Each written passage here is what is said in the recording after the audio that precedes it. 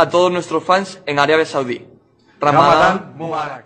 রমজান মাস মানেই মুসলিমদের জন্য আত্মশুদ্ধি, সংযম ও উপাসনার এক মহিমান্বিত অধ্যায়। তবে এই মাসটি পেশাদার ফুটবলারদের জন্য চ্যালেঞ্জিংও বটে। সূর্যোদয় থেকে সূর্যাস্ত পর্যন্ত পানাহার নিষিদ্ধ থাকা অবস্থায় খেলোয়াড়দের পূর্ণ শক্তি দিয়ে মাঠে নামতে হয়, যা শারীরিক সক্ষমতার জন্য বড় পরীক্ষা। কিন্তু সময়ের সঙ্গে বদলেছে পরিস্থিতি, বদলেছে ফুটবলের আচরণ।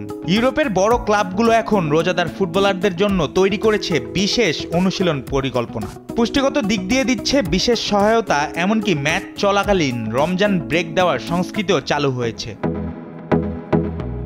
এভারটনের মিডফিল্ডার আবদুল্লাহ ডৌকুরের কাছে রমজান ভালোবাসার। আমি সবসময় রমজানকে ভালোবাসি। অনেকে ভাবে উপোস থাকার কারণে আমাদের পারফরমেন্সে প্রভাব পড়ে, কিন্তু আমি কখনো শারীরিকভাবে দুর্বল অনুভব করিনি, বরং আমার ধর্ম আমাকে মানসিকভাবে আরও শক্তিশালী করে। একই সুর শোনা যায় মিশরের তারকা ফুটবলার মোহাম্মদ এলনিনির কণ্ঠেও। আর্সেনালের সাবেক এই মিডফিল্ডারের কাছে রমজান শান্তির সময়। রমজান আমাদের জন্য শান্তি ও আত্মশুদ্ধির সময়। আমরা জানি আল্লাহ আমাদের সঙ্গে আছেন। আমরা এটা পেশাদার ফুটবলের সঙ্গে মানিয়ে নিতে শিখেছি। সত্যি, ফুটবলের মূল শক্তি শুধুই শারীরিক সক্ষমতা নয়, বরং মানসিক দৃঢ়তাও সমান গুরুত্বপূর্ণ, যার প্রমাণ দিয়েছে লিভারপুলের মোহাম্মদ সালাহ, ম্যানচেস্টার সিটির সাবেক খেলোয়াড় রিয়াদ মাহরেজ কিংবা ম্যানচেস্টার ইউনাইটেডের সাবেক তারকা পল পগবা। রোজা রেখেও তারা উপহার দিয়েছে তাদের সেরা পারফরম্যান্স।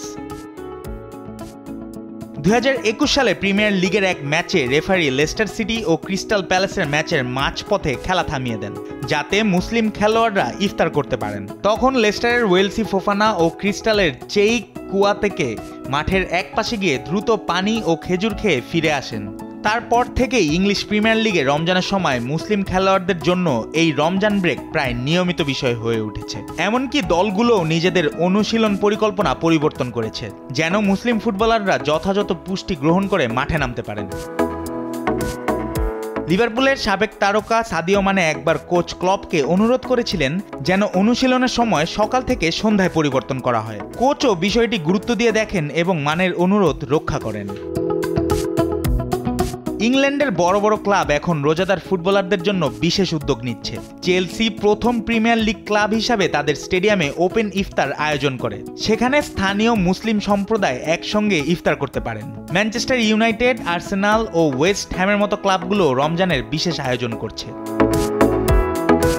ম্যানচেস্টার ইউনাইটেড মুসলিম সাপোর্টস ক্লাবের উদ্যোগে ক্লাবটির সমর্থকদের জন্য ওল্ড ট্রাফোর্ডে চালু করা হয়েছে নামাজের কক্ষ। মাল্টি ফেইথ রুম হিসাবে আপাতত চালু আছে এই কক্ষ, যেখানে মূলত মুসলমানদের নামাজের ব্যবস্থা করা হলেও সকল ধর্মের মানুষই এখানে নিজ নিজ প্রার্থনা করতে পারবে। একসঙ্গে 20 জন দর্শক এখানে প্রার্থনা করতে পারবেন। ম্যানচেস্টার ইউনাইটেডের ম্যাচ শুরুর আধ ঘন্টা আগে চালু হবে এই কক্ষ, থাকবে ম্যাচ শেষ হওয়ার আধ ঘন্টা পর্যন্ত। যদিও ইংল্যান্ডে রমজানকে ইতিবাচকভাবে গ্রহণ করা হয়েছে, তবে ইউরোপের সব দেশ এখনও এ বিষয়ে উদার নয়। ফ্রান্সের ফুটবল ফেডারেশন রোজার কারণে ম্যাচ থামানোর নিয়ম অনুমোদন দেয়নি, এমনকি তাদের অনুশীলন ক্যাম্পে থাকা মুসলিম খেলোয়াড়দের রোজা রাখতেও নিরুৎসাহিত করা হয়। কয়েক বছর আগে এক খেলোয়াড় এর প্রতিবাদে ক্যাম্প ছেড়ে চলে গিয়েছিলেন। তবে ইংল্যান্ডের দৃষ্টিভঙ্গি এখন সম্প্রীতির প্রতীক হয়ে উঠেছে।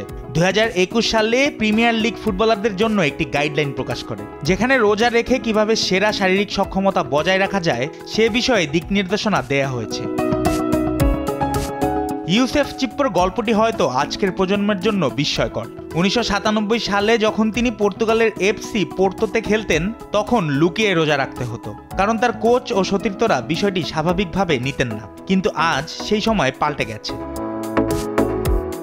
ফুটবল আজ শুধুই মাঠের খেলা নয়, এটি সংস্কৃতি ও সম্প্রীতির জন্য এক অনন্য প্রতীক। প্রিমিয়ার লিগের মুসলিম খেলোয়াড়দের জন্য যে ইতিবাচক দৃষ্টিভঙ্গি গড়ে উঠেছে তা শুধুমাত্র তাদের সুবিধা দেয়নি, বরং বৈচিত্র্যকে সম্মান জানিয়ে ফুটবলকেই আরও গ্রহণযোগ্য করে তুলেছে। জুবায়ের নূর, স্পোর্টস ডেস্ক, দেশ টিভি।